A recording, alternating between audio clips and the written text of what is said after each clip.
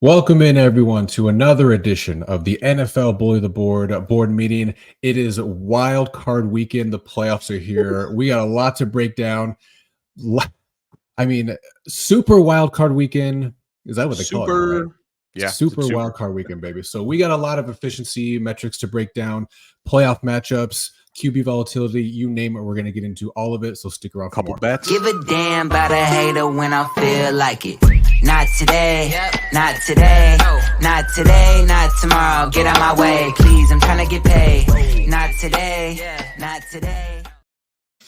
A couple bets indeed. Yeah, we'll have that coming up as well. So lots of good stuff. All right, yeah, boys, it's wild, man. I really can't fathom that we're staring down the playoffs. We're only weeks away from the Super Bowl at this point. So I'm excited, but appreciate y'all being with us. Again, please, as always, don't forget to give this video a like, give the page, hit the subscribe button. Really helps us out a lot. Appreciate everyone who has tuned into any of these shows throughout the season. We're going to continue to do it, at least through the Super Bowl, and we'll have, different style content, obviously, as in the off season goes. But appreciate everyone who is with us now. So let's dive into it. Okay, we have a whole season's worth of data now. So, Wow.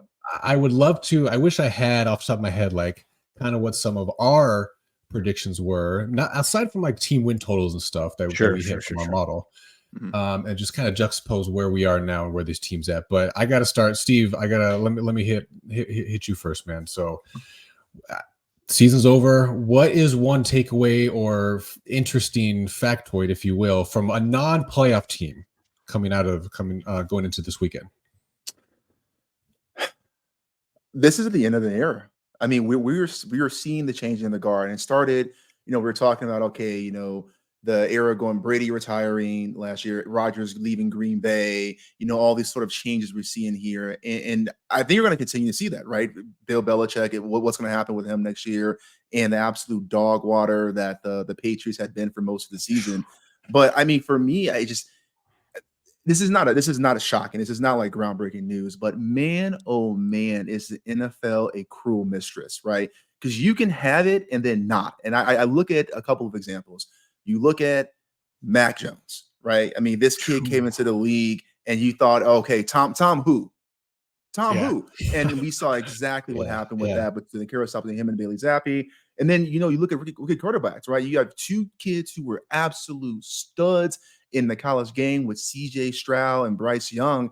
And that does not pan out at all in the NFL. And quite frankly, both of them didn't have much to work with.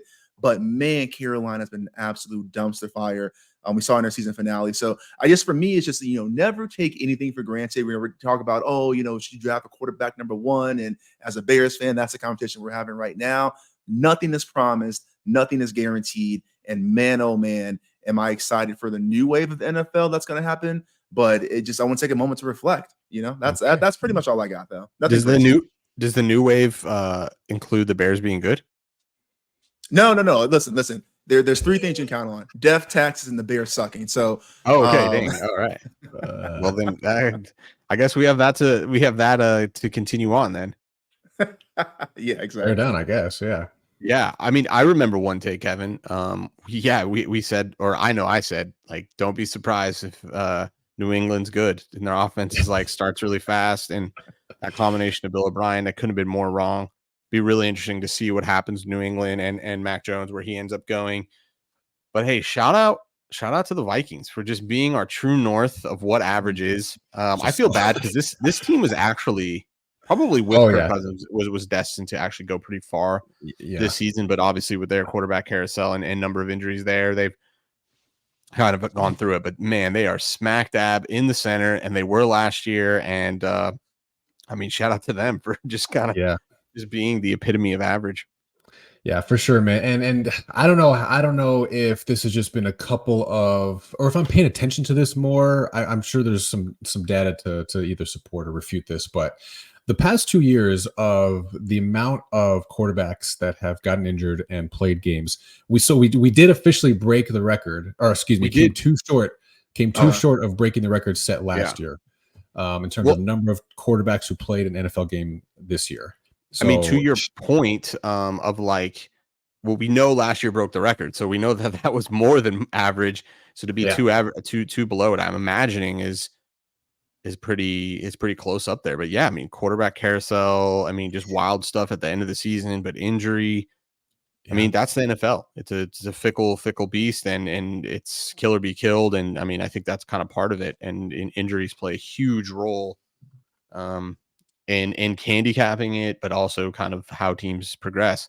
What's your guys' thoughts on the Saints, Kevin? Like I this team is just so confusing. Like we called it. That's one thing I need to clip myself. I said so many times, Derek Carr to the Saints was not this like end all be all. He's basically the same efficiency as the Red Rocket, and like what did we see? They didn't do really that much, and they beat up on a couple teams, but like when push came to shove, this team folded over and over and over. From my vantage point, yeah, I wish I had a great answer for you, but I'll give you a couple of things, yeah, that I've observed. So to the Derek Carr point, what have you done for me lately? Like if we can actually jump ahead, I want to see like on a whole season how volatile he's been, because I was just playing around today, looking at a couple of different things ahead of this conversation. Where is he? How high So or low is he? he's above average on EPA per play, and he's Mhm. above average on volatility. He's Okay, I see him. about halfway, but yeah, halfway up there. Yeah, He's around quarterbacks just for the people so they can identify it. right. He's Yeah. right next to Stroud, Hurts, Mhm. Heineke, So Minshew. I don't know if he's at the root of all their evil, so to speak. So I That's was fair. kind of plucking or cherry picking some things, but since week 12, he's number 8 overall in adjusted EPA per play, and as far as qualifying quarterbacks, he was not terrible, I guess. Yeah. And I know the eye test didn't like jive with that, frankly. Yeah. I will admit, but you're right, man. 100%. This team, that division, actually more so than anything, was just like, no, the Tampa Bay Bucks had their moments, and they're obviously in the playoffs now. We'll talk about them in a minute, but for many weeks they were like, what is this team about? At least in my opinion. I know you were kind of high on them from the get, Seth, with their over win totals and stuff, but Yeah. this team the Saints have a lot of question marks going into next year. They're one of the worst, if not the worst, teams in terms of cap situation. Dead money going into next year. They have like negative 50 million in cap. So they're going to have to Jeez. shed a lot of talent. It's going to be difficult for them to improve upon their already kind of muddled situation. So At wouldn't least want they to got be some in picks that from situation. Denver for trading for Sean Payton. What another fleece, dude. The Denver out there. Steve, Yeah. any thoughts on there on the Saints? Yeah, I was gonna say too, going back to your point about what is going on with them, what team are they? And not just a Derek Carr conversation, which everything I think you guys said Yeah. perfectly, but also the coaching, right? I mean, how often we talked about how important coaching is, which I know clearly is obvious, but you don't recognize the impact until you see a Brandon Staley get fired, until you see Josh McDaniels get fired, and what the Raiders did in the back half of that season, right? But there are some, and I don't know if this is a Jameis thing, right? Because we talk about the Winston experience, but I don't know if you guys saw that game where they did the fake knee and they ran in Yeah. for the touchdown, and then Jameis had his post game conference, and he Yeah. said, we got victory, we got the victory call, but we decided as a team that we were Man. going to do that. Like the disrespect, and I get it's I guess a division of, I get that, but the disrespect and to not have that sort of discipline and listen to your head coach makes you legitimately wonder, does Dennis Allen have that locker room? And there's already talks about, will he be fired? Will he not be fired? It seems that he might be safe until this whole debacle. But yeah, I mean, for me, to your point, Kevin, Derek Carr didn't really seem to be the reason why they were the sole reason why they were good, nor the sole reason why they were bad.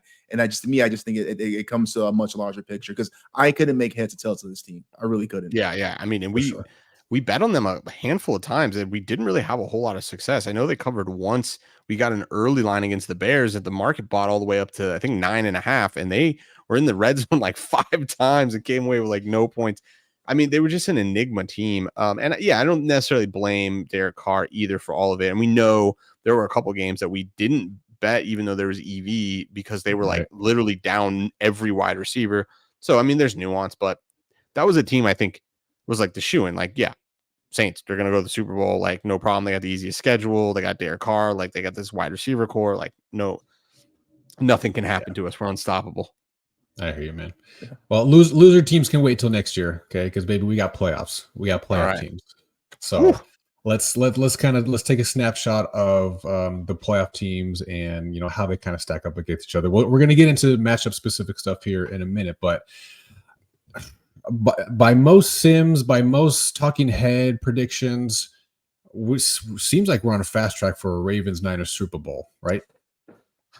Yes, and I know better than to say that and to believe that, but my brain just wants to be like, yeah, and we have tickets for both these teams, so sign me up. But I don't know. I mean, I've seen Lamar. We've all seen Lamar. He can do really dumb things. I don't mean throw the ball away. I don't mean like poor decision making, like in this like classical way. I mean, just mean like sometimes in him trying to make plays, he just fails miserably, and he'll fumble the ball off his hip or he'll slip. Like, these things happen, and we've seen him do it this season and every season. So I'm not like, are we going to see that in the playoffs? And when it's do or die, like you only get one chance. I mean, so right. And then Purdy, like we saw it. It just takes one injury, like one thing, and then all of a sudden, I mean, they're probably in a better place with Sam Darnold, but I don't know. And we've seen this team. Fallible is probably not the right word because they've looked damn good, but when they've lost, like we can kind of see the blueprint of how that happened. Yeah. And that's the thing. I don't think any team, none of these teams are, like you said, invincible or infallible, right? Like as good as the 49ers have looked, and they've looked damn good.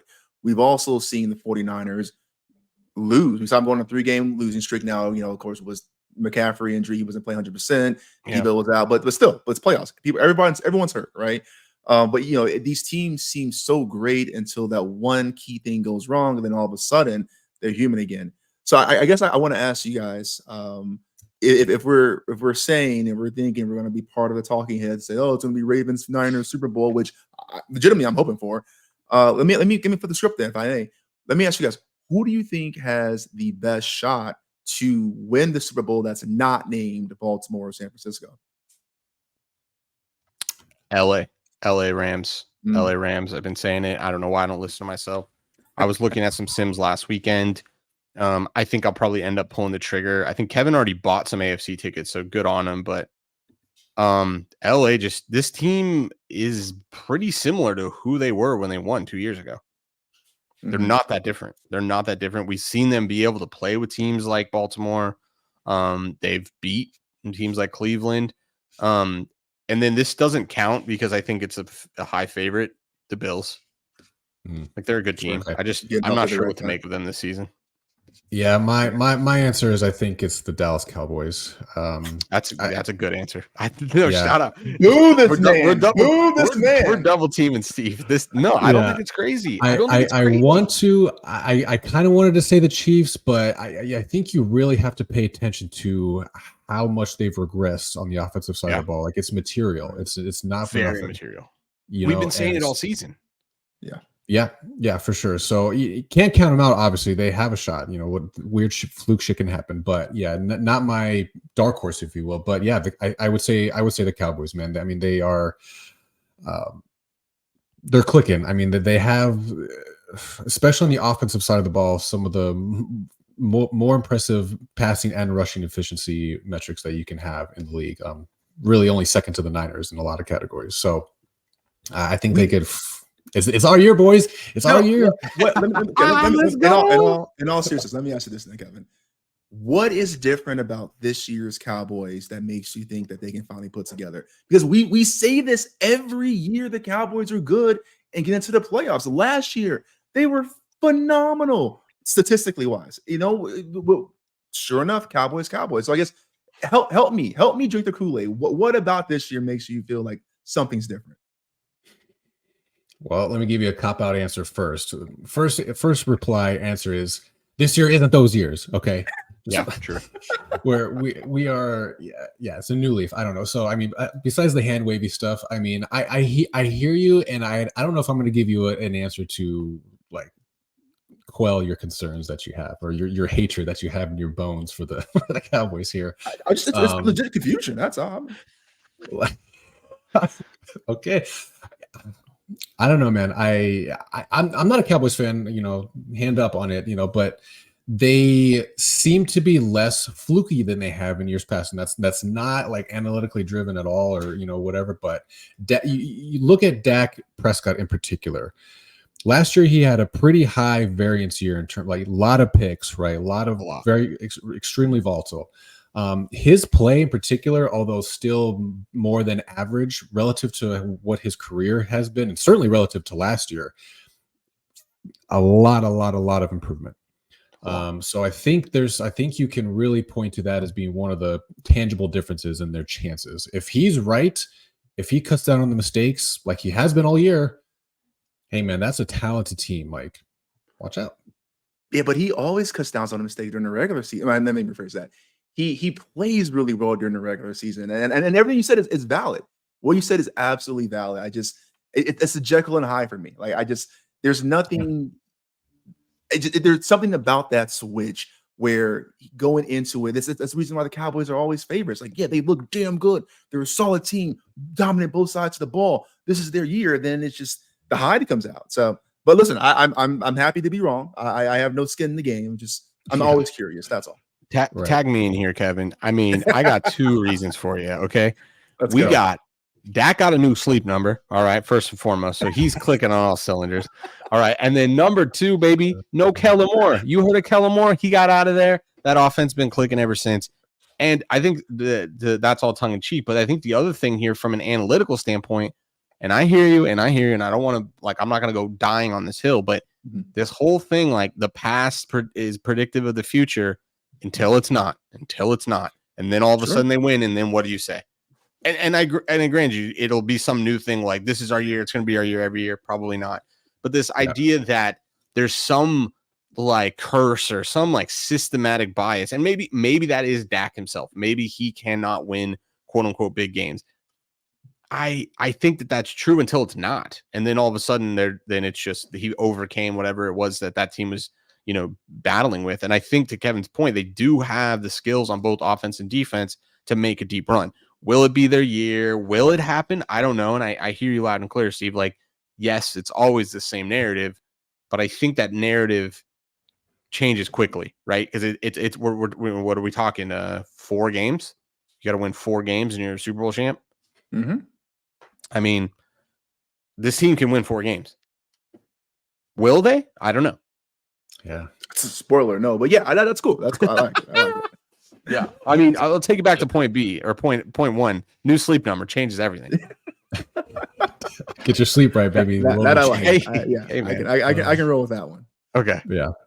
But I mean, they have an interesting matchup. We'll break it down a little more here in a bit. But against the Packers and top 10 God, Jordan Love, right? That's going to be an interesting game for a couple different reasons. But it's going to be real interesting. Mm-hmm. All right, so we kind of, Seth, I want to get your follow-up take on this because we talked about it a little bit last week, though. The enigma that is the Cleveland Browns and Joe Flacco. Oh, yeah. And their ability or prospects of going deep in this playoffs. Oh, yeah. They're going deep, baby. They're going deep. They are going just the shallowest they can go. They're going to get bounced. I mean, this couldn't have happened better for me. Last week, we're sitting here. I'm saying this team is going to get bounced. I don't think they're going to make it past the second round. I was being, I was trying not to be hyperbolic because I thought they were going to play the Jags, but we knew that there was a probability they'd play the Texans. Here we are. Jags fumbled the bag. Where they're going to play the Houston Texans. I think they get bounced in the first round. If you look at, I don't want to bury the lead, but yes, I think they lose here. I think that this is a horrible matchup for them. And quite frankly, I think I'm seeing this over and over and over. Joe Flacco, what about Joe Flacco? Their numbers are atrocious, but then all of a sudden, if we were to only look at Joe Flacco games, they're going to be, off the chart. They're not. You can see Joe Flacco's EPA per play this season. He's below average. And I'll be fair. Let's call him average. He's average. I think you're going to need a much real quick. Do either of you know what week did he take over? think 5 weeks ago. I think it was 5 games ago. Okay. He Sorry, started. go ahead, sorry. Yeah. So, and I don't know if you guys want to look what that game was, but I mean, he's playing average. He's playing average. People are acting like he's playing at some level that we have never seen before. No, if you look at that 5-game stretch, they didn't play any of the teams. I mean, you can go back to the EPA per play teams that they beat. They beat the Houstons without Stroud. I mean, tell me, I forget, they had like Dan Mullen starting or some like crazy, throwback quarterback. I don't see it. Yes, I understand they're good at defense. I think it's going to Barely take beat the way Bears more. at the end. Hail Mary situation Yeah, that failed, right? And I mean, honestly, the quarterback was right there, or the wide receiver was right there to catch it. I mean, I put it out there. Shout out, go comment on that video. I hope I'm wrong. So one of you beautiful people can win $100. They're not only are they not making out of the second round, I don't think they're making out of the first round. I think the Texans take this game. I don't care about rookie quarterbacks. I think that's a fugazi stat. I mean, what's the difference between this week and last week as far as the importance of the game for CJ Stroud? If you lose last week, you go home. What's the difference between that and this week? Nothing. Last week was a playoff game effectively. Mm-hmm. Quarterbacks that are rookies don't cover spreads. It's the stupidest stat in my opinion. So Browns out. Yeah, I mean, so to your opinion, or to your point too, Seth, like I think there is certainly a disconnect between how people think the Browns offense has performed since he's took over, and how they are actually performing and where they're measured to be performing. So again, just looking back to week 13 and beyond, so 5 or 6 games ago, whatever that was. So there might be one game in here technically that is not included with Flacco, but they are 27th in the league in total dropback EPA. They are this is on offense. This is on offense, yeah. They're 22nd in the success rate, and they are 27th in total EPA per play. Steve, do you have the teams they played? Yeah. So they played the Rams. First game was the Rams. They lost 1936. That was his first game. But he has stats for. And then it was Jacksonville, Chicago, Houston, the Jets. Okay. Now I want to say something real quick though, because I don't know the answer. I'm genuinely curious. So you said that 27 and was that pass EPA or total offensive EPA? Since week 13, I cited a couple. So EPA per play, success rate, and total dropback EPA. Yeah, so I guess for me, let's use I think dropback EPA. I think we would agree with probably most. But I'm curious, like what would have been. I'm not pushing the spot, but I'm curious what it would be, what it was before he got there. Because again, here's my thing. I agree with you. The numbers are right there, right? We just looked at Joe Flacco's QB volatility, but we've been saying this all year. At least I've been saying this all year, especially in the beginning of the year when Deshaun Watson was playing, was look how dominant this defense is. And the Browns are a good team despite Deshaun Watson's play. Yeah. And if Deshaun can get out of its own way, this team would be good. So I think what you're seeing is, I'm not saying Joe Flacco's great. I'm not saying Joe Flacco's the GOAT, but I think you're just seeing a team rally around a more competent or less incompetent quarterback. But the data don't support that. Go to the quarterback. Well, no. I'm saying the team rallying. I'm not saying what the. Okay. I see your point. The team. But I'm just saying, if you see where Watson is on the quarterback volatility, EPA per play, they're playing. Right. They're playing. You're getting pretty similar output. Yeah, and Steve, to your point, and shout out to you guys might be familiar with it, but rbsdm.com, Ben Baldwin, Sebastian Carl, they have a site dedicated to pulling some NFL fast start stuff. But so from week 1 to 13, they were 29th in dropback EPA, and then improved to 27th since Joe Flacco to go, baby. Joe Flacco to the Super Bowl. Yeah. Get out of here, man. Get out of here. Not you, Steve. No. Sorry, go. I'm sorry. Last point there, but to your point though, and again, this is just me. I'm genuinely curious about this conversation, right? Because we see where the Browns are right here, right? And quite frankly, they've always been bad on every week we've done this offensively. I don't remember them being quite this bad. They've been close though. But I guess this graph makes it look worse because it's now averaging through only these teams. Right? Yeah, when you take all 32 teams, if you just go back one, you'll see like they're not the worst offense in the league. Yeah, right. That's a good point. Thank you. But to that point though, and I'm just curious to see, like, we talk about the Watson thing. We talked, it was PJ Walker got in a couple of starts, and then Yeah. DTR, right? DTR got one. Who we've gone on record saying DTR is dog water. But I wonder, is that the effect you're seeing? Because I'm with you, Seth. I'm not buying that the Browns are Super Bowl contenders. But I'm not. I guess I get the hype. I don't buy the hype, but I get why people are hype. I guess is all I'm saying. That's because Joey I put my money on the Texans, though. I'm just saying that. Okay, no, all good. I want to concede one really major point.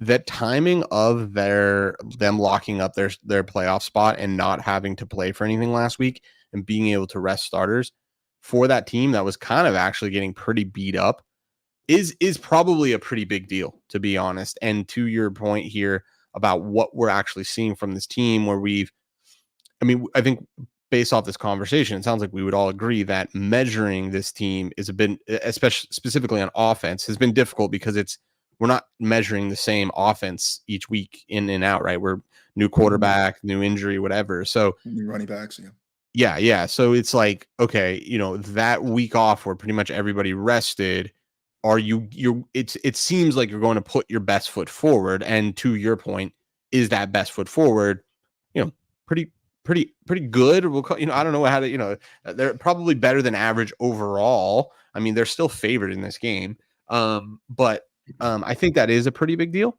I don't know how to quantify something like that, but I think if you were to see the Browns move on, I think it's probably because they are able to put their this is the best version of that team. It's the healthiest version of that team. And it'd be interesting to see what we see, but yeah, I don't know. I mean, the Texans defense is suspect. That's the only, a little bit. Yeah. Little and I guess the only thing I don't understand about this matchup is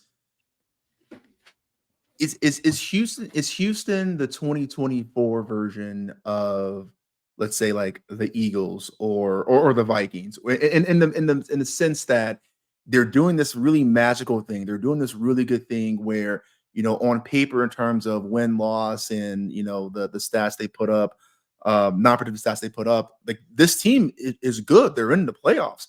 But how are the Texans this good? When you said 2024, what do you mean a different year? You must have a thing against Texas. I mean, sorry, 2023 season. Sorry, because we're technically 2023. You're hating on the Cowboys. You're not hating on the Texans, but you're like questioning how there could be down against Texas. Oh, do I Texas hate that? wrong somehow? Listen. No, we'll be on this podcast another 2 hours. I hate the state of Texas. Really? I hate everything. No. Hold on. Texans, calm down. Okay. But I will say, I hate every Texas airport with the passion and the fire of a million suns. I hate flying through Texas.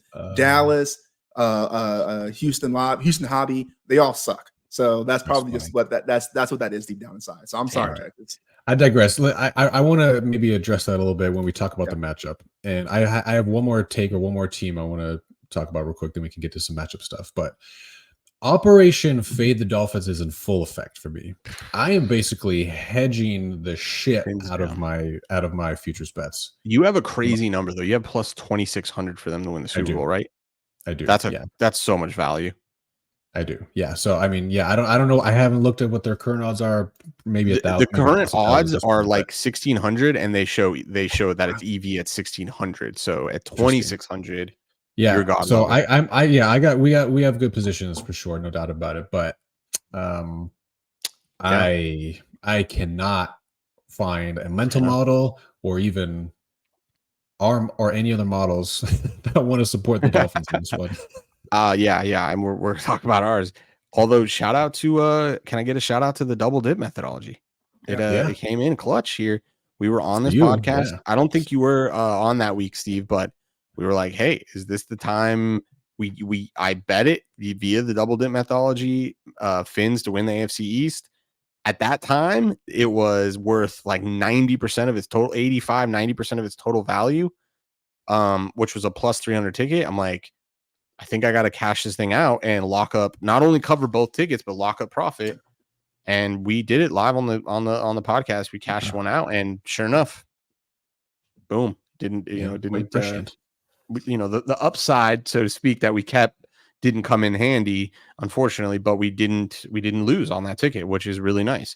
And we've seen examples of this all season. The Brock Purdy ticket, it was worth like $200,000 or something. Should have taken 2 tickets. Shout out to that person. I think they ended up selling it for $120,000 the week before they played the Ravens. Damn. But even these guys that had these big college football Washington tickets, like double dip methodology, guys.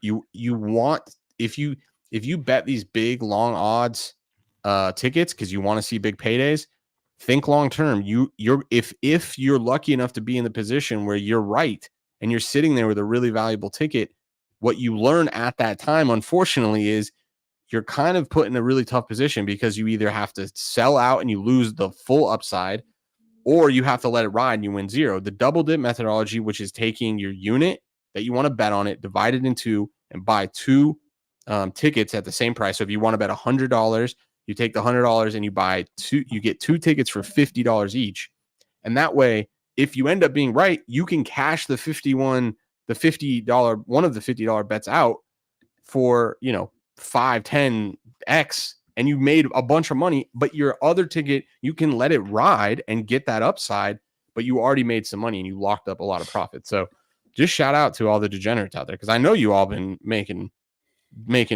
futures bets. I had somebody tell me in the TikTok comments today that they made 100,000 plus on a futures bet.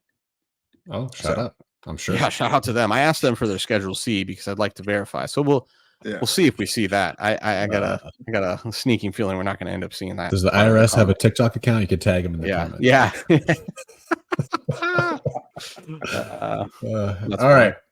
All right, boys. How about was the official count 6 matchups? 6, baby. 6 matchups. All right, give it to me, baby. And I just forgot, it's a 3-day weekend. Yeah. Super wild card 3-day weekend. Man, you know how many Fijis I'm gonna drink? Let's go. All right, we got a couple of games on Saturday first here. So first one up, talked about it a little bit. We got the Browns and the Texans. Our number says it's a pick 'em. Basically, this opened at 2.5. Is a little bit of value on the Texans at the 2.5, and now market is still kind of hovering around that 2.5 mark. Although correct me if I'm wrong, because I double checked right before we got on, but this really hasn't. I don't think this once hit a 3, did it? Yeah, it did. It did at Bookmaker. They've all been kind of flip flopping. Like one will go to 3, then it gets bought back down, then a different one. But they've all been getting bought up. So that was like 3 days ago already. So basically, it opened. Yeah. Or so day after it opened. Add some nuance, right? The 3 is really coming from buying the minus 2.5, right? So remember the edge cases here, or what are the key numbers depending on what your perspective is. If you want to be a Browns backer, you're trying to get the 2.5. Why? Because if you win by 3, which is the most probable, you'll cover that bet. If you want to be a Texans backer, do not be afraid of this 2.5, because you get no bump in your win probability by having a +3 or a +2.5. Why? You still have to lose by less than 2 in both those scenarios to cash that ticket. So the number you would be praying for is a +3.5. You're never going to see that here.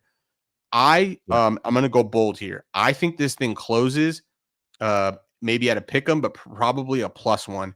If you look at every major analytical model, including us, shout out and putting us in there, you see that either Texans are favored or it's a pick 'em.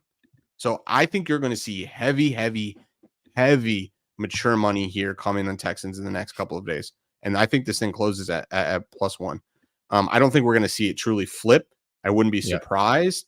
But I think this thing is eerily calm, because we're going to see huge money. And like I said, I've seen multiple models have Texans by a pretty large margin. Quite frankly, this pick'em is our most conservative estimate. If you use all of CJ Stroud's data, you get a -3. If you only use his last 2 starts, you get a -6. How do you get 0? If you blend all of the things together, you get a pick 'em. So this is how we get to where we're at. I love this bet. I got a plus 100 on ESPN bet. At 2.5. Yeah. Okay. Yeah. Let's Wow. go. This is not going to last, in my opinion. All right. Yeah. I mean, we talked about it a little bit, obviously, before this matchup here, but speaking of not valuable angles here, I Yeah. saw floating around on the Twitters today that there's I would, just for this one particular game, I would love to know what the public is doing and how the public perceives this game, because from where I'm sitting, it appears that people are wanting to back the Browns because of this inflated idea or ideal of Joe Flacco and how well he's performing, etc. There was a stat going around that Joe Flacco is like, the playoff cover GOAT. Basically, he's like 11-3, or let me double check. 11-4, excuse me. 11-4 in his career against the spread in the playoffs only. And people are just like, oh yeah, here we go. This is lock it in, baby. Browns -2.5. It's a fucking lock, So all that I say, all shout that out to Pickett, just because Pickett does provide this. Oh, shut up. Let's go. I say all that to in a roundabout way kind of reinforce why there's value on the Texans. Because it just I don't want to, because I sprinkled on the Browns, for some futures, but I gotta swallow my pride here. I think I was slow to warm on the idea, but yeah, the data sort of bears out, and I really am fighting up against a brick wall at this point. Like, the value's on the Texans. If the Browns win, I'll be somewhat happy. I'll have lost my Texans bet here in this game, but still have the futures in play. But oof. All right, I think this is the most uncertain one of the weekend. Interesting. Okay. Right now, I mean, we're recording this on Wednesday, so there's a couple days still. The total handles $607,000. The money line, 79.5% of the money is on Cleveland, and 66% of the bets are on Cleveland money line. On the spread market, 55.5% of the money is on Cleveland, and 63.4% of the bets are on Cleveland. Yeah, so it's early. Public's going to be on Cleveland. They're going to be on Cleveland hard. Mm-hmm. You're going to see DraftKings rookie quarterbacks are 34% against the spread. I mean, it's a good bet. I mean, especially at some of the odds that they were offering earlier in the week. I mean, we when we gave this out, it was at -102. I was able to cash that -102 out at no loss and hop on over to ESPN bet and bet the +100. Let's go. I don't know where it's. I mean, I can see where it's priced now at the market maker. So I'm imagining it's priced at -110 now. It is. Yeah, ESPN's bet's got -110. Best you can do is -104 at Bet Rivers. Looks like, which is still not bad. But I like this bet. I mean, obviously, I kind of call my shot here. I'm happy. I'm happy to go down with the ship. I hope the people win $100. I hope they do. But I don't think it's happening. No, I think maybe we should clarify this weekend. This is a good opportunity, maybe, to clarify from last week too. Because are you giving everybody $100? No, just one person of your choosing. Oh, yeah, one. Yeah. Okay, I just didn't know if that was clear from last week or not, because you were ready to go down. To be clear, as you said it. No, to be clear, one random person. How I'm going to pick it, that's up to me. I mean, shout out. I will give you a hint. Be creative with your, be creative or be really hurtful. I don't know, something to get me going. I'll just pick it and I'll Venmo you, Cash App, check, money order, whatever. We got you. It. Okay. Hey, unfortunately, I don't think it's going to happen, but I'm a man of my word. If it does happen, we'll do it. Yeah, but you got to make it out this round. And then who do they play? Right. They're the 2 seed, so they're probably going to play a lower seed. Yeah, because the teams do get reseeded, right? I think so. I believe, because I know the number 1 seed plays Baltimore. The lowest seed. Yeah, Baltimore played the lowest seed remaining. So, all right, yeah, we'll see. It depends what happened, man. It depends on what happened. Okay, how about we move on? Like I said, already teased it a little bit. This one just scares the living shit out of me for different reasons. Chiefs and the Dolphins Our number says it's 5. This opened at 3.5. Technically a little bit of value at open. This has now been bought up to 4.5 in a lot of places. Not quite consensus at the moment. But Steve, I know you were last week saying you want no part of the Dolphins and the Bills game heading into week 18. Do you feel the same way about this game?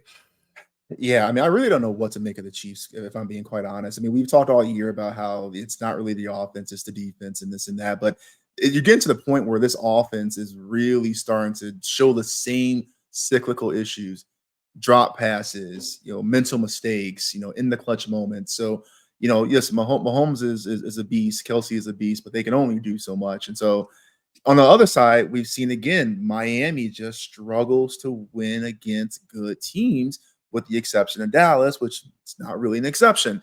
But with that being said, that's my last Dallas pick. I promise. That's my last Dallas pick.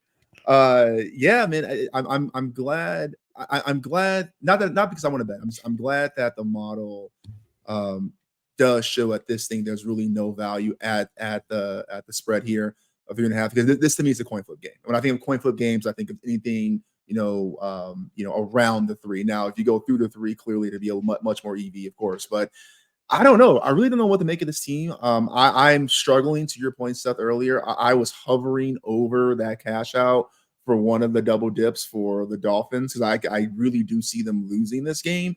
But I'm holding on. I'm holding on, and we'll see what happens. They play Sunday, right?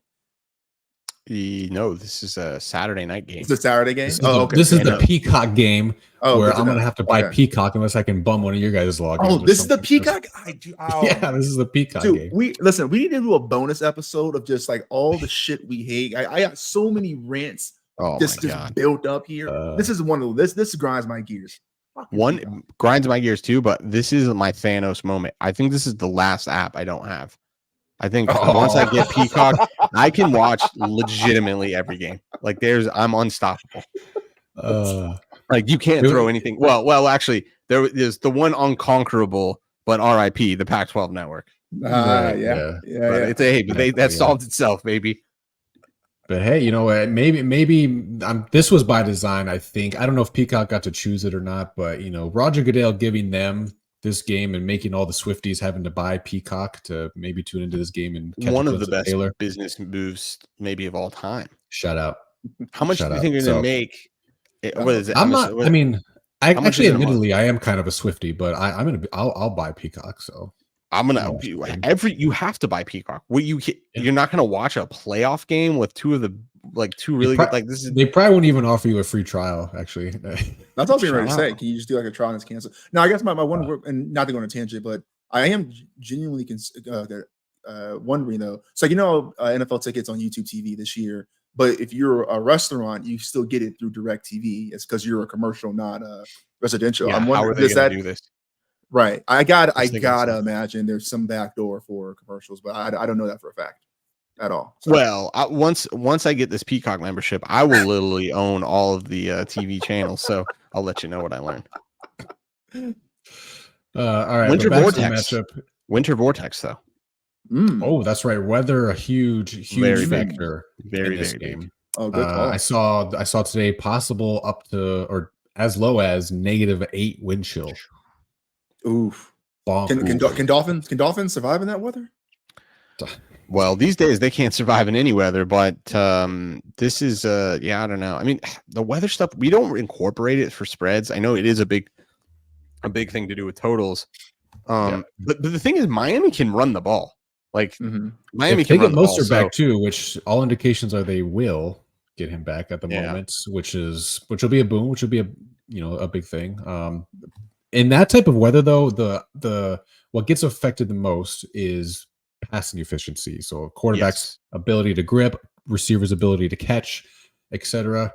Kansas City has the number one. Yeah, they have the number one pass rate over expected. Basically means they're very aggressive. They like to pass. They pass more than anybody in the league. So how does that break this down here? The only reason the Chiefs are favored in this game is because of Patrick Mahomes. The Chiefs are not better than the Dolphins on any metric. Actually, I take that back. They are better on defense. But offensively, this is for the Finns, but it's Patrick Mahomes EPA per play over his career. This dude is Patrick Mahomes. He doesn't even, you can call him his own name. So you're right. Like, and a lot of that comes from this combination of him being mobile, but also that mobility leading to improv plays. Like, but if you can't actually throw it, the joke's over. It's hard to improv when they know you can't throw the ball. So good luck. I don't think. I mean, I think we're going to see this number. If we're seeing 4.5s to get bought, or if we're seeing 4s get bought, I think we're going to see this close at 5. Yeah, I believe it. But I can see the Fins winning this game. I mean, I very much can. And again, it's the narrative, like they don't be good teams. It's like until they do, right? And then all of a sudden, I guess, give me some hope then, I guess, because I am seeing got nothing. Well, unfortunately, Tua, no sleep number. So I can't give you the same exact hope, but no, I don't know. I mean, it is concerning, but the Fins have been dealing with a lot of injuries. I don't know. Are they going to get Waddle back as well? But I don't know how big of a deal that is in this storm. Yeah, he's a possibility as well. I don't. It's early enough in the week still that we don't know. But they signed a couple of bodies off the defensive side. They've lost 2 more guys that they just put on IR that were starters on the defense. Like, who are they trudging out there? Yeah, man, it's unfortunate. So, but this makes the Ravens so much more impressive. Like, they've just next man up. So their depth is just insane. But yeah, we'll see. I mean, if you wanted to bet this, I think if you wanted to bet this quote unquote EV, I think that the ship has sailed at the 4s. I mean, go do the math. Go to Robbie's website and do the calculator. But I think if you make the number 4 and you can get or you make the number 5 and you can get a 4, I don't think it does anything for you here. I can do it in real time. Okay. So we think the number is 4. No, we think the number is 5, right? Yeah. And you can get a 4. It's literally 0 expected value. So it's like it's a 52.34 or 38% probability, meaning if you want action, feel free taking a 4, I guess. You're not going to make any money in the long term, but you're not going to lose any money. And maybe you can get a good odd. Maybe you can get some good odds. Maybe you can get like a -105 or something. Right. Fins up, baby. Let's go. But not hopeful. Yeah. All right. I think you just got to play this one out. It's playoffs, anything can happen for sure. We've been surprised many times. All right. Next one up. Bills and the Steelers. Our number is 10. The spread opened at 10. This is largely unmoved from that number as well, which understandably it actually has moved. So it's got as high as 11 and then it's got as low as 9.5. So it's like there's buying and selling. There's a war here at 10. Yeah. And understandably, I could see that. Yeah. I mean, that makes sense. Like a 11 does seem like too much, and 9.5, you're like, oh, okay, like I can nibble. Yeah. So from our models and our number standpoint, no value on either side. This one though, someone give me a reason not to be a Bills backer on this one, because they stack up well, obviously, from like a matchup standpoint here, looking at the various stats across the board here. But you also have the proverbial momentum and clicking at the right time, all that type of shit that the Bills have in their favor. The Steelers on the flip, sticking with Mason Rudolph, shout out, like he's played well enough, and this team is gnarly. Yeah, no, and this team is somehow stringing enough positive plays on the offensive side of the ball, and their defense is playing well, generally speaking. But what reason to back the Steelers here? Well, I mean, go ahead. No, go. Yeah, I mean, I don't have anything strong here, but I'll say, if you want to use momentum angle, I mean, Steelers are 3-0 in that span since Mason Rudolph's taken over at the end of the year.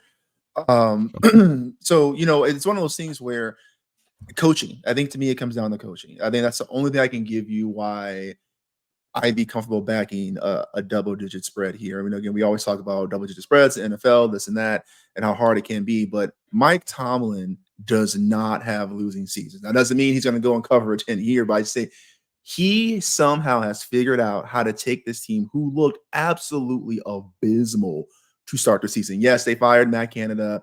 They got there, they replace the OC, and so they can see what they're going to do with Najee Harris. He looked horrible, and now their offense is somewhat clicking, right? So if you're just, for me, you're looking at two teams who actually are on the upswing at the end of the year. Now, to be fair, the Bills' trajectory in my mind is way higher than Pittsburgh is. So I'll give you that. But yeah, I don't really have a strong argument either way. Now, I will say the other thing too. I just remembered right now, TJ Watt's out, right? I think he's done. Oh, doesn't look he's gonna be good. this game. Is that true? I thought he had just a sprain. I thought he was here. That's we all about fact checking here. We're all about fact checking here. Yeah, per CBS the prognosis News, was not good. Per CBS News, as of yesterday, TJ Watt ruled out for wild card game in Buffalo. So, yeah, I don't have a good reason for you whatsoever, actually. Damn. Yeah, that's a big hit. That's a big hit. Damn. Too bad Tyler Huntley couldn't cover. I don't know. To be honest though, I just think 10 in a playoff is a lot to overcome. I mean, this is assuming you're going to kill me and I have to pick a side. Like I think the math, you can see it right there on the EV column. Like this is a bad bet either way. You're just burning money. Like, can the Bills win by 21? Yes. Can the Steelers make this a close game? Yes. Just so much of the time it's a crapshoot. I don't got much for you. This is my only thing. And if you really wanted to convince me, we were sitting at a bar and you're like, hey, you want to get on this bet? I got a really good angle. I would buy this. And that is Mason Rudolph's play in that 3 game span is very, very non-like him. He is playing God mode. I don't know if you can pull up the EPA per play on the quarterback side. He is playing like, a top 5 quarterback. At least he was last week. I don't know if he went back down, but he's at the top right. Yeah, right above Tua. Yeah. Oh, okay. Yeah. There he goes. Mason Rudolph right above Tua. I mean, is Mason Rudolph a top 10 quarterback? I mean, look, I'm open to new ideas here, but right. I'm not sure that in that small sample size we're seeing the true representation of who he is. And I think with a good Bills defense, you could see regression to at least average. Let's just be fair. Mason Rudolph's an average quarterback. And I think if you see that, then you probably are probably lean towards the cover there. But even then, I'm not sure. 10's a lot. 10's a lot. And unless you have a really powerful analytical reason to bet it, I would probably defer to this 10's too many. I'll give me the 10 rather than not in this case. But this is assuming you have to have action. I'm not betting this game. Sure. No. Yeah. Hardcore stay away for sure. Yeah. And I'll to that point too, Seth, about is Mason who we think he is? You only had the small sample size for number of games, but also the Steelers team, we know this is a team that likes to get dirty, that likes to run the ball straight at you and then use their quarterback play off that. You can see a scenario if the Bills get up early or get up enough where you now have to start to shift away from that run game, truly put it on all of Mason's shoulders. Are we going to see a heavy regression Mason Rudolph because he's not really that guy when forced to throw the ball 30, 40 times a game?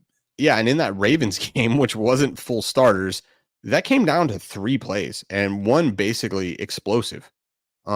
Explosives, we talk about them on here more so in college, but just like NFL, explosives are very descriptive, but they are not predictive. And so you can't just because you have a high explosive rate on your offense, that doesn't mean you can count on it week in and week out, play in and play out. You just really can't.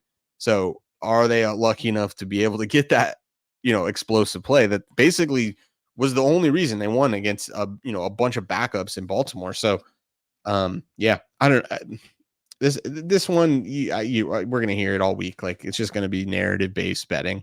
I think it's probably a fool's errand here. I think this thing closes at 10.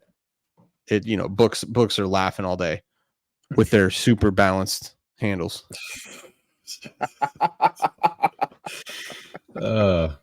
We joke. Okay, though. We're almost there. This is going to be an interesting one. I'm excited for this one as well. So Cowboys and the Packers coming up as well. Our number says -6 in favor of the Cowboys, and this opened at 7.5. And that's largely where it is at the moment. consensus across market makers as well. So, Steve, I gotta pick on you again, man. So, Sure. you not only do we have the Cowboy hater, but we have the Jordan Love hater as well. So Damn. you get like Double dip. all your hate out in one game here. This is like it's kind of weird, like BDSM for you game or something. I don't know. You gotta make me feel better, or make yourself feel better, man. Jordan Love, has he done enough to convince you after shellacking your Bears last week? Because there's value on the Packers, man. 7.5. It's a good key Listen, number we got. my mom said, if you have nothing nice to say, don't say anything at all.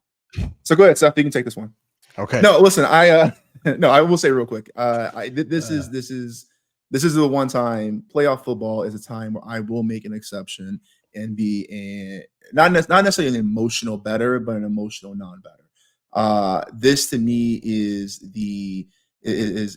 Rodgers' dilemma, right? The Goodell sort of conundrum, if you will. Because on one hand, no, under no circumstances would I ever back the Packers in a playoff game. And I know that's illogical. It's completely emotional. Right. That's how I start this rant off.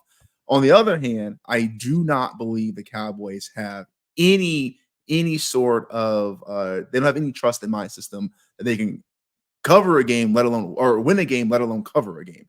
So with that being said, I do get the value here. You know, put all emotion aside. The Packers, the hook there. It's all about the hook, right? The hook is where the value's at 7.5. I can easily see this being being the key piece to this being covered. Jordan Love has definitely played okay. I know we had this debate, top 10 QB, who would you take, and this and that, but he's a good quarterback. He's a damn good quarterback. I'm not going to take anything away from Love. He's in a system that allows the quarterbacks to flourish. But if we want to be real, look at that defense. If the Cowboys defense of this year truly does show up and they truly do play to their ability, this is going to be a foe unlike Jordan Love has really seen a lot of this season. And I don't know that he's ready for this. And this is where I do believe the Cowboys legitimately have the ability to win this game. And on the flip side, again, look at the defense. The biggest knack all year on Green Bay has been their defense has not been able to keep them in the games that they have. They've had leads late. They've blown those leads. The defense has not shown up in key critical times. And we see that right here. And this very glaring description on the defensive column. So I think that's what it's going to come down to. It's a perfect storm of having a bad defense for Green Bay, a potent offense for Dallas. So yes, I think Jordan Love has a good game. I don't think he has a great game, but I do think that the 7.5, the hook there, is enough value. With that being said, I'm gonna be a little bitch about it. I'm gonna be in my Bears feelings, and I'm not gonna bet on it. So. I have to say that this bet scares the shit out of me. This bet scares the shit out of me. I think we've seen, you talked about Dr. Jekyll and Mr. Hyde. I could really say that about the Packers. This team is, we were on them against the New York Giants. They didn't cover. This team has played well in spots, and they have frankly shit the bed in other spots. And I don't know what we're going to get. The other combination here is what's going on with Christian Watson. He's still not back. He's still questionable to play in this game. Is he really? Wow. Okay. And he's kind of been the glass man in his short career here. I think he's a really key piece. Him and Aaron Jones, I think, are two key pieces they need. But to Steve's point here, I would almost look at it from the other end. Yeah, I agree that the Packers going up against Dallas's defense is like a defense they haven't seen. But is the Packers defense able to stop this offense in the Cowboys? Because this is an offense that I don't think the Packers defense has seen. And that's where I'm actually more afraid here. This shootout, I don't think bode wells for the Packers. 7.5, I think, is probably too much. I'm really, really, really needing this. If I want to feel better about this, I'm going to really need to see this thing close at 7. That hook is just so important of where you get your bump in expected value. I really like to see market agreeing. I just know from an analytical spot, you're in. It's ironic, and it isn't ironic that we find ourselves betting on the two rookie quarterbacks. And why is that? Because it's where you have the least amount of information. So, AKA noise can get added to your output pretty easily. If you this is assuming you get 5 starts outside of Love being a rookie. that has been very validated in our back testing method. So that's why we decided to go forward with it. If you use all of Love's data, you make this number +8, which would be in favor of the Cowboys. There wouldn't be any value on taking the Cowboys, but it would make the number 8. And if you just bump him up and make him a rookie, it makes the number 7, which would then be no more value either way. So it's really, we're putting a lot of faith in this basically 5-game sample that Jordan Love is going to play way better than he did early in his career and even early in the season. He's kind of showed that at the latter half of the season, but I'm not gonna lie. This is a very scary bet, and I can see that. I know noise is kind of introduced into this this estimate a bit. Yeah, there's only, I mean, the only team the second half of the season that has been more efficient, offensively speaking, than the Packers is the Niners. Oh, and Dallas is number 3. So you have two of the 3 top most efficient offensive teams going up against each other here in this game. Can I point to your something earlier out? point? Yeah, go ahead. I'll say just to your early point though, Seth, about, you know, if this does get into a shootout, yeah, I mean, you have a far larger sample size with the Cowboys team and Dak Prescott to fall back and say on, okay, that's more likely to be sustainable than Jordan Love at this point in the Packers. So I hear you, man. I'm a little, it does give me a little bit of nerves here, but hey, value is value. Did you have something, Steve? No, go ahead. Oh, all right. Well, because this number is at a consensus, I just want to talk about this really balanced handle. So $524,000 have been bet. 92% of the money is on Dallas money line. 85.1% of bets on Dallas money line. On the spread, 60% on the money is on Dallas, and 63% of the bets. So just wondering, that's interesting. Not a balanced handle, but yet consensus. I don't know. It's just pointing out. Yeah, crazy how that works, huh? Kind of weird. Huh. Who would have thunk? I'm just confused because I'm just trying to, just want to get that balanced handle. Yeah. It's all about that balanced handle. If anyone's wondering about the passive aggressiveness in his voice, just go to our TikTok page. You'll quickly understand. Especially if you know how markets work. You'll get a good kick out of these people. Oh man.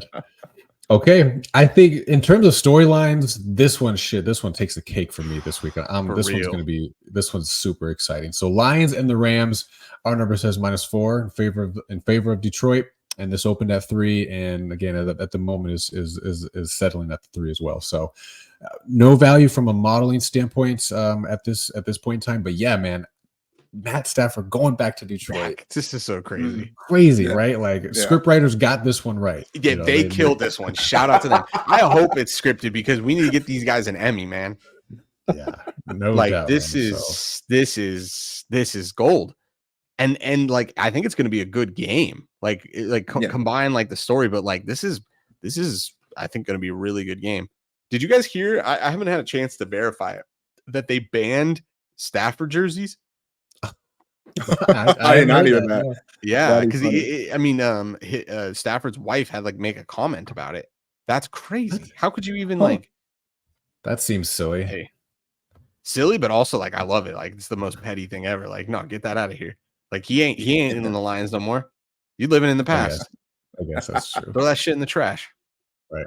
But yeah, so I don't know. In terms of the actual matchup, though, I mean, we didn't talk about the Lions too much earlier. We mentioned the Rams and how they were maybe a dark horse in our eyes that has a good shot to at least get to the ship. Who knows about winning it all? But what about the Lions? Give me guys' take on the Lions' capacity and ability here. So Sam LaPorta is going to be out, key cog in their offense. That's not for nothing. But this team has been playing well all season. They're a good team. There's no question about it. But what do you think comes of this matchup? This is a game. So this is kind of like the anti-Packers Cowboys game where I want nothing to do with this because I don't like these teams. I don't want to even watch this game. This is a game where I want nothing to do with this, but I want to watch the hell out of it because for the entertainment value alone. This is, you talk about the storyline. It's about these offenses that move the ball. Matt Stafford just been sliced and dicing. Really in an underrated manner all year from at least what it seems like from people are talking about. And then the Lions return to the playoffs. I mean, first time winning division in 30 years.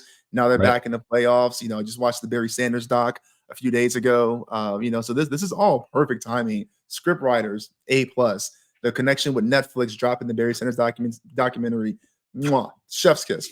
With that being said, I mean, just look at the matchup here. Besides the moving average on the offensive points above average, even though a team may have an edge one way or the other, these teams are pretty identical, right? I mean, that besides that one key difference, these teams are really neck and neck, and it just seems to be in the right here, right?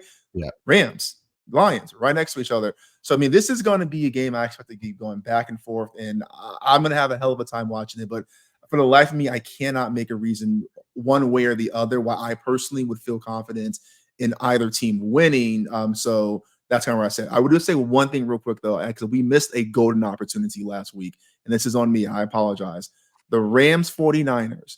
We talked all that smack about Carson Wentz, the prodigal son, or Carson Wentz, prodigal son coming back, right? Yeah. Playing again, love the fake Carson Wentz. We missed the Ginger Bowl. Carson Wentz for Sam Darnold. This was blowing up all on my timeline, and I can't tell you how many of my Ginger friends reposted this. And I feel like I didn't see you guys, and I'm sorry for that. I mean, well, we really didn't see it was the value on that first half bet, which I know there was some buzz about in the community, which I should have hopped on. That's the only thing I feel like I missed out on that game. Yeah, I don't know. I mean, I really want to be a bit Rams backer, but I think the value here is in the Lions, especially if you can get this thing gets it to 2.5 at some point. Yeah, definitely. You got to scoop up a Lions. I don't know. The Lions are good. I think there's like a specific type of team that can confuse the Lions, or not confuse, but if Goff is under pressure, that seems to be the recipe. I don't know that that's what we're going to be able to get from the Rams defense. So I don't think it's crazy to see the Lions be able to kind of handle business. You can see the numbers slightly lean in their direction. But overall, I'm with you guys. This is going to be a good team. This is going to be a really good team, for sure. Or a really good game. Yep. Yeah, just buckle up. But I mean, 2.5. I'm keeping my eyes out. Lions 2.5 would be a damn good ticket. Yeah, I like that. Can I ask real quick? Sorry, Kevin, I didn't mean to cut you off. Go ahead. I was going to move on, so go ahead. Oh, okay. What's the going back to NFL script? What in your guys' mind? What's the more feel good story? Stafford coming back to Detroit and beating the Lions in the playoffs, given how much that franchise has suffered and sucked, and letting him, or not letting him go, but kind of going back and say, hey, right, I'm the man. I was always the man. Now I'm getting my chance to shine and show my worth. Or Goff leading the Lions to their first playoff victory without Stafford, saying we've moved on, we've got this. It's Lions time now. We're not living in the past. Any thoughts on that? You guys rooting for a story one way or the other? Lions, because Stafford already got his championship. He already won. Like he already beat the game, so to speak. And also it just is like, it feels wrong that like, if there's one, I'm trying to think, maybe the Bears would be the only other one, but I think Detroit takes the cake of just like, this franchise is just dog shit, and just everything bad happens to them. Everything. Megatron getting up from the touchdown, calling it a fumble. I mean, just anything that could go wrong goes wrong. So it's just the way better story in my mind would be like, Lions made the better trade. They fleeced the Rams. They're here to pay the piper, and they stick it to them. That would be a better story. I'd have to agree. From this, like the better team storyline is the Lions. I think, and even from an individual perspective, I think it's Goff as well, because he made it to one. He didn't get over the hump. Yeah, true. With the Rams, and so for him to do it and maybe get their first win over his former team as well, 100%. I think Lions all the way with this one. Yeah, and I just want to push back real quick. The Bears have won a Super Bowl. The Lions have never won a Super Bowl. So I take offense to. Okay. Oh, maybe, I guess I should have said Tampa Bay, but they've won recently too. So no, Detroit's kind of in the class of their own as far as getting punched. Right. Hold on, before you move on, I don't say this tongue in cheek. I just find this really interesting. 84% of the money is on the Rams spread. I mean, the public here is like, this is a fucking foregone conclusion, which I found pretty interesting. $760,000 handle. So I mean, these are, we're getting up there. We got a couple more days till maturity, but I don't know. Like I said, I would be loving a 2.5, which this is tongue in cheek, but because of the public's betting on this, thing's headed to 2.5, baby. We're gonna be getting in no time. Public moves the markets. We all know that, right? That's true. Okay. Monday night game. Last but not least, I think that's an odd choice for the Monday night game, but I think I understand it as well. Last game up though for Super Wildcard Weekend, we got the Eagles and we got the Buccaneers.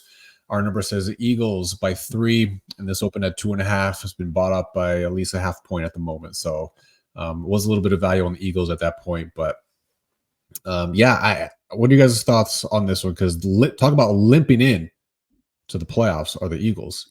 The NFL's rigged. We just went straight there. Okay, all right, here we go. We're going straight there, and we ain't going back. The Eagles are decimated in injury. It just so happens that this is the Monday night game.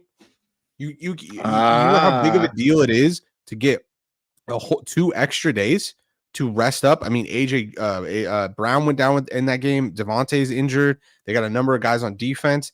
Hurts himself is hurt. This is conspiracy. The NFL is rigged. This game was rumored to be on Saturday. What do you know? All of a sudden, it's on Monday.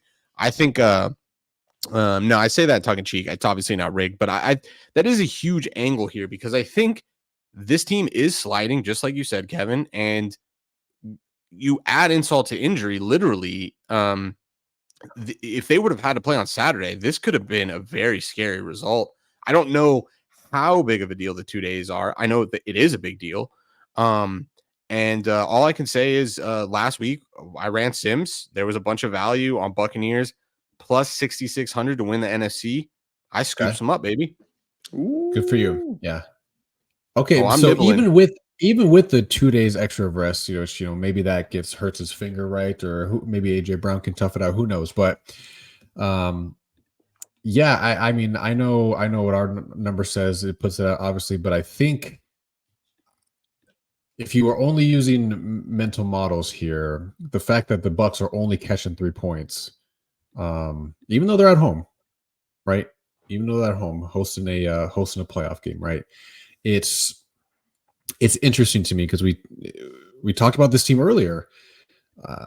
Not quite to the extent that the Saints were, but they were a little bit hot, a little bit cold. Like this has kind of been a middle of the road team. And is it solely the fact that the Eagles have effectively fallen off a cliff, particularly from the defensive side of the ball? Let's go. I want to go back to this real quick because we've seen,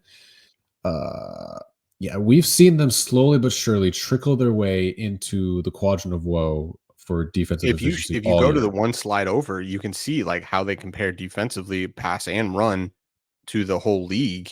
I mean, they're the worst. One more. They're the worst defense. One more again. That's what I was on. Yeah, this is quarterback. No, you're going the wrong way. Boom. Nope, you were there. Yeah, there you go. Yeah. The worst. They're the worst defense in the playoffs right now. Yeah. Okay. There you go. Like, right. So that's a big deal. Yeah. Yeah. And I guess. And they just get worse every week. To that point, though, it's not like you have that's not like they're playing some juggernaut on the offensive side of the ball in the Bucs, right? There's until you get Baker going. Well, they're the worst defense until they're not. I mean, no, I'm just kidding. But yeah, I mean, these teams played earlier in the season. Ironically, our model was on them. We were on the Eagles, and they ended up covering a 7-point spread. I think they won by 14, maybe even 21. They kind of dominated that game, but that feels like a very different Eagles team than where we're at now. Different season almost. Yeah, I'm with you. I think getting rid of the narratives, using the data only. I think it made sense that the market bought the 2.5. Our numbers back it up. The market backs it up. That makes a lot of sense.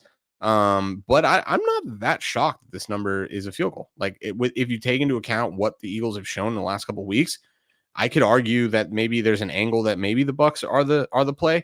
I'm sure that the Bucs are a public play because of this, though, and the public is no.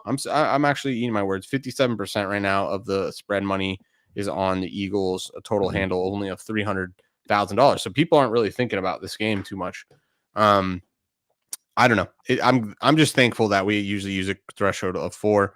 You couldn't have. I don't even think even if it was 4, if I would have bet it honestly.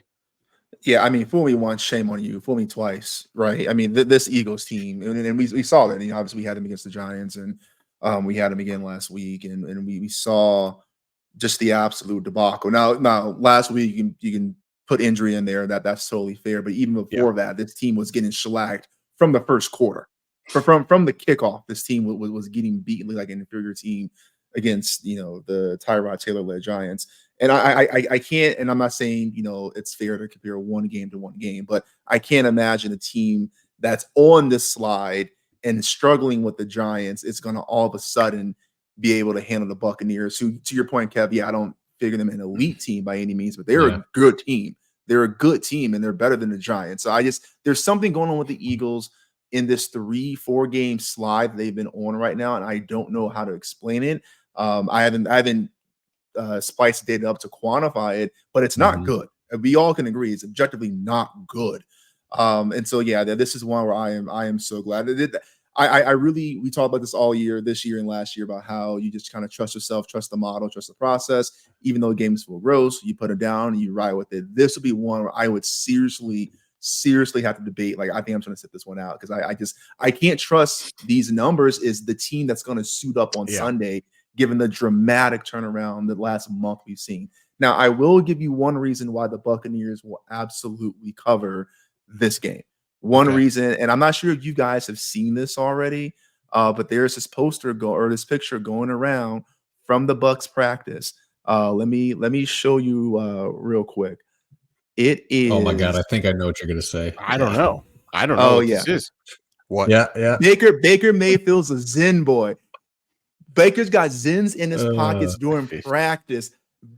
Bucks beating the Eagles by 50. I love this post. How come we don't assume that's a actual just old fashioned dip, baby?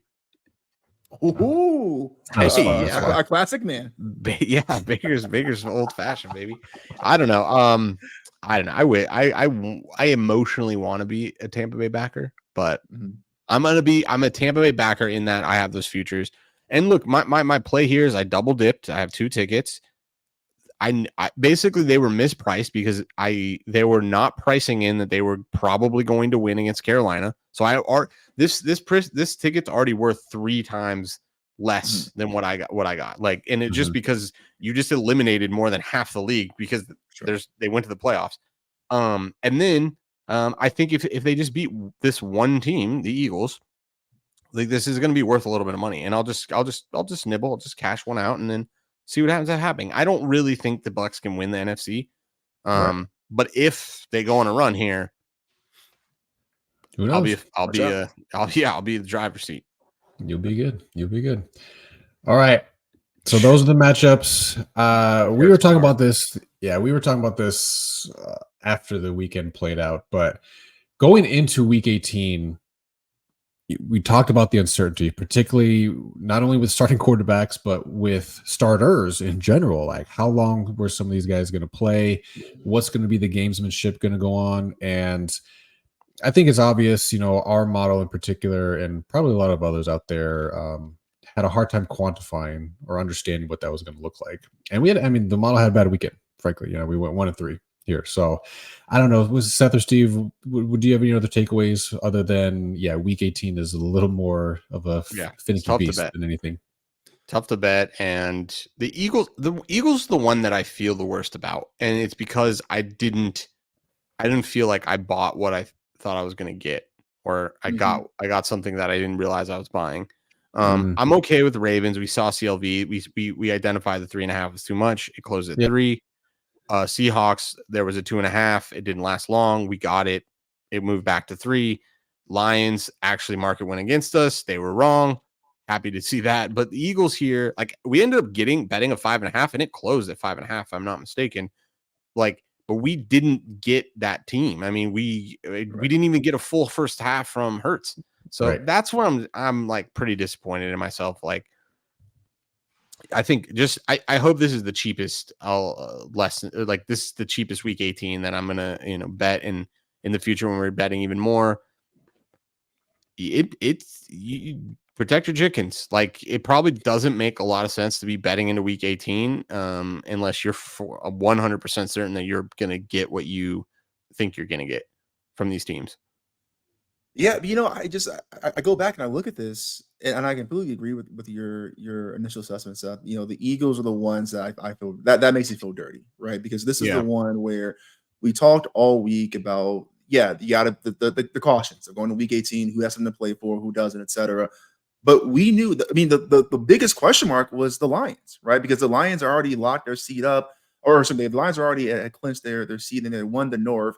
And so we were saying there's really a lot of motivation where they're going to play starters, or they're not going to play starters, and they're the ones who covered. But given again, we knew Huntley was going to play for the Ravens, right? Yeah. We had questions on the defensive side, but it really, we knew that Huntley could lead this team. And I feel like we got the product that we thought we were going to get. I agree on that bet. Your point about your explosives. Seahawks had everything to play for in that game. Sure. And we thought they were going to play for it. And quite frankly, they were recovering for a while. And they were in a position. And then we talked about it again, the new NFL and 2 instead of 1 to give yourself a chance to go back and cover. But I still think that was the right bet. It's just the Eagles are the one that screwed me. And then we were on the wrong side. So, but I will say, though, I definitely agree with you guys.